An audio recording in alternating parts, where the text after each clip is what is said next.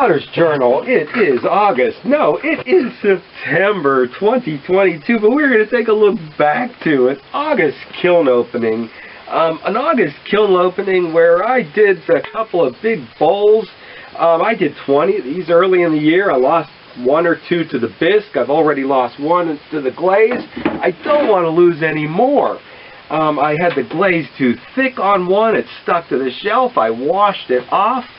Okay, they went in the kiln again. You know, they still came out too thick. I've got a couple of conclusions I've come to, whether one is right or the other, or a combination of the two. We'll talk about that at the end. It didn't really occur to me as I was opening the kiln and looking at the pieces, but something that you know, slowly entered my head, so we'll see what you think about that. Okay, I haven't heard any of the big boys say anything like this, so whether I'm right or wrong, we'll think about it. It's also, it's also county fair time. Remember my maple syrup jugs and videos? I got the second. Well, I didn't know you could even enter this stuff in a fair, or I would have done the second filtering. I didn't do that. I've been getting blue ribbons on my onions since the 70s. So we'll take a look at that, along with the check that they send us. And for now, though, let's start by seeing what's in the kiln today. Big bowls where the glaze was too thick, and I washed it off. But I reglazed them, and there is still a problem. See how it's splitting and cracking? Well, some of those almost look like they were connected and ready to fall off. They are in this kiln, so there it is. But to get to it, first we'll pull out, these are just standard production mugs here. And you know, somebody said, can you just do them all blue? So I did, and we've got the wavy thing in there to give at least some kind of interest, but it's easy to do. Dip it in one glaze. There's a few of these on the top. I'm not sure. That doesn't give us for, I think that could be a little more exciting to that. And this one, okay, this had a crack in the bottom, and I thought I could fill it up with glaze so that I could maybe have one for myself to use. But this is a glaze that I was having trouble with. Standard ceramics, snow on brick. So I just put it away, and I didn't use it for 2 years. And suddenly it's coming out clean without any pinholes. I think there's another piece back here. Oh, I don't believe it. And it is looking just fine too. It's a creamy mocha kind of color, and I do really like this glaze. Every time I use it on a lot of pots, it gives me trouble. But if I do a few little test pieces, fine. But I haven't used it for a couple of years, so. Okay, and my olive oil, little pour bottles, and that's the glaze I would have liked to use. Okay, that glaze on the bottom. Instead, I'm using a blended glaze. Mistake that I have to get rid of. And now this guy. So I can see that this is where it had some chips that I think moved about. And I'm surprised. Okay, yeah, and then this groove, I think when I cleaned the glaze off of it the first time, that was filled with glaze, but it pulled, and it's actually showing the rim there, the lip, quite well. So, but here's where we'll tell the answer. See, oh, okay, it looks like it's fine. That I think this is where it was too thick and it had chips, and it kind of separated, but that's covered with glaze. This is raw clay here, and that is glaze. So it actually, it worked. Okay. I was thinking I had to wash the glaze off again, and it just wore me down, and I didn't think I could do it again, because these things are a job to glaze. I use a tire iron. I just did a pottery short on how I do that. yeah, I have fall shows coming up. I needed a couple big or medium ticket items, not just all small stuff. So there is another one of these in the bottom, maybe not as big. Let's see what's further down in here. Like one of my last big kiln openings, this is a little kiln opening. This has been sitting here forever. And I have this white glaze that, you know, it's really kind of bland. But looking at it over this specked clay, I remember at university somebody liking a plain, simple glaze like this. Maybe it just isn't suited for the pots that I make, because I see a lot of small potteries, small Etsy potteries, doing very simple, very plain, very basic pots, kind of just like straight cylinders, and simple bowls, and they're being seemingly successful by the number of pots they're selling. So, yeah, it's not glad, but you know, the slipware underneath, I painted on the bisqueware, because if I put it over the glaze and passed on some glazes, oh, wait a minute, maybe there's a piece here somewhere, I don't see one. It would run on a pot, on the side of a pot, if I put it over the glaze, so I would put it on the bisqueware.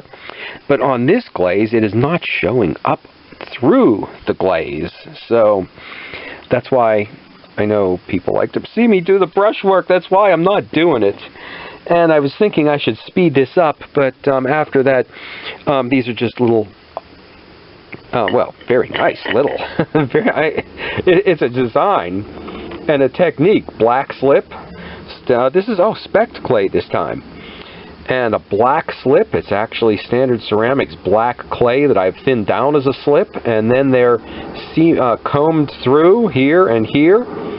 When you comb through it, it consolidates the thickness of the black slip, or it, you know, maybe brings the manganese out and makes it thicker, so it gives you a variation. There's between my thumbs is where I banded the black slip, and then it's darker there and there. So it's worked out really well and makes a really nice little, olive oil dipping bowl for the Olive Tap in Pittsburgh. But after we look at that, it is just one after the other, a nice little production for some good sales. And did I say good sales? They're actually little sales, but there are a lot of them. And as you can see, there's space around this chip and dip plate that might have been wasted. So they are filler. They are filling up spaces that, you know, you might be putting something, not using at all, or just putting test glaze. This, and the white slip I use under this, I did update it a year ago because it was bubbling just a bit, and it's still, this is a plate that was sitting around with the old slip on it.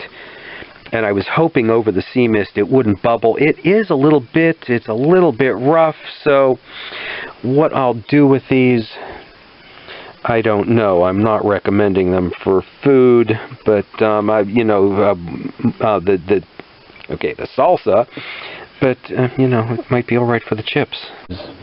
Bubbling, and it looks like in a couple instances it worked, and the pieces were saved, and a couple that were not. You know, I do have to get going on firing things. It is time to get moving for some fall shows. We did finally get and break the summer heat wave, and this one, you know, the same thing as the last one, but there is glaze there. It's not raw clay, so not exactly what I wanted, but we do have a pot, and maybe we need some more room to look at it. Let's see what we can do here. And the same thing down here. Yeah, it's thin, but it is glazed, so these things have been more trouble than I thought.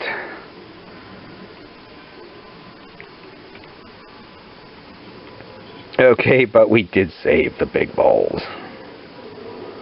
See if I can, there's still a couple more around, get them glazed without them splitting. I don't know why. Maybe I'm going to just have to thin down the glaze a bit so it doesn't crack on the second coat. It's not something I've experienced before.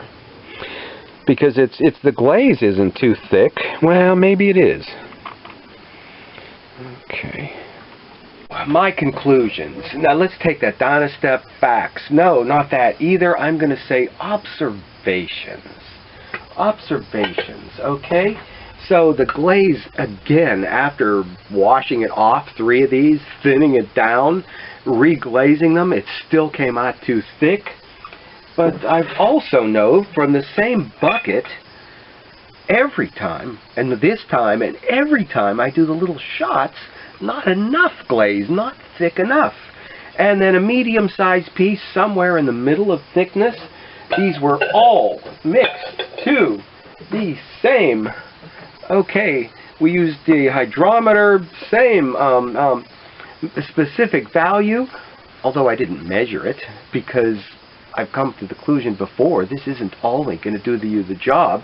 And I did get into it once on my channel with somebody when I said there's no specific value to a glaze. Well, there is.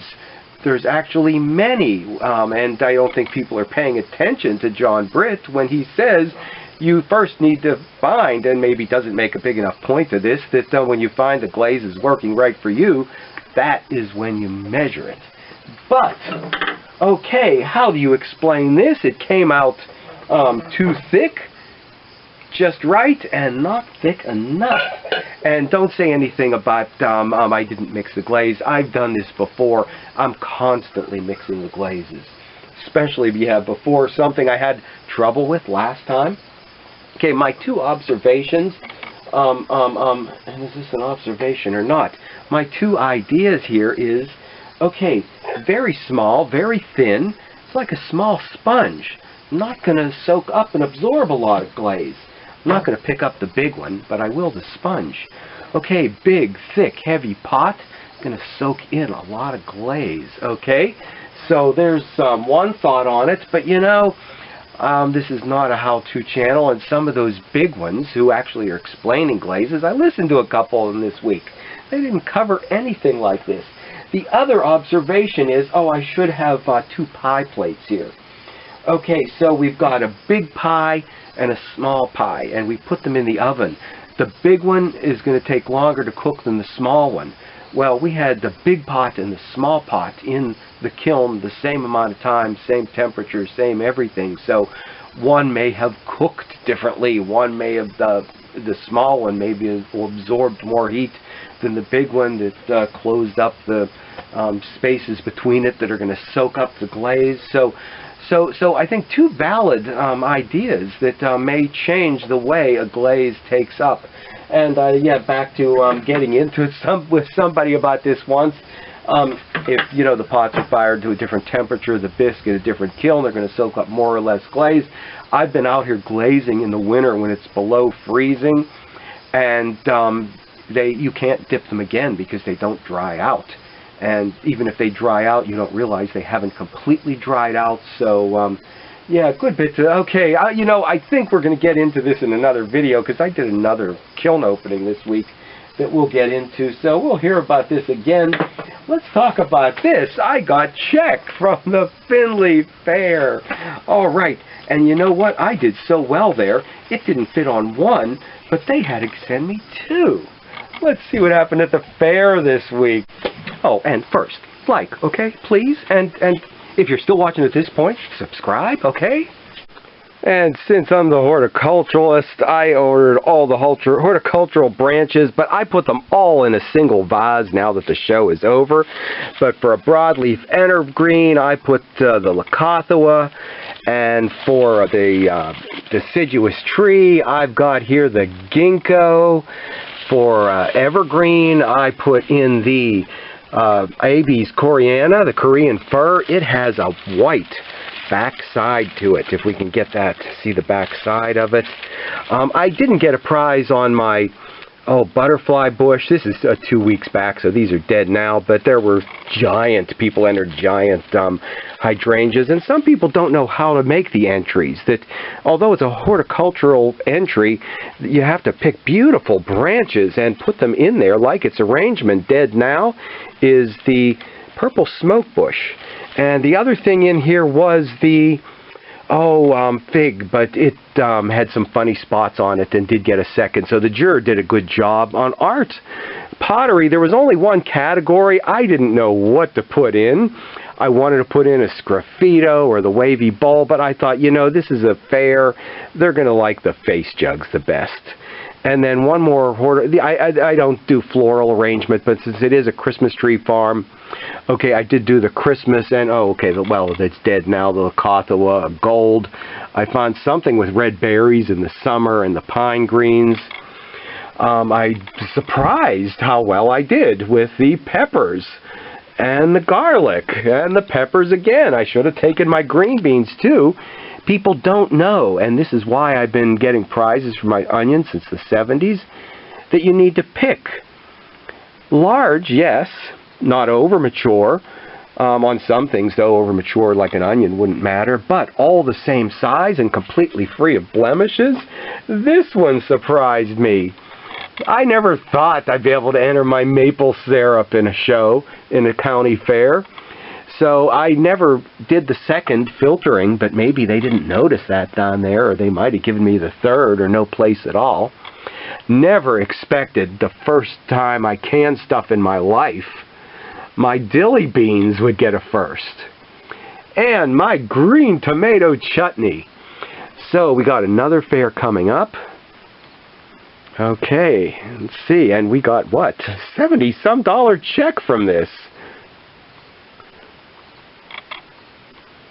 Okay, and the check is not all that it's about. However, we will talk about that in an upcoming video and doing art shows.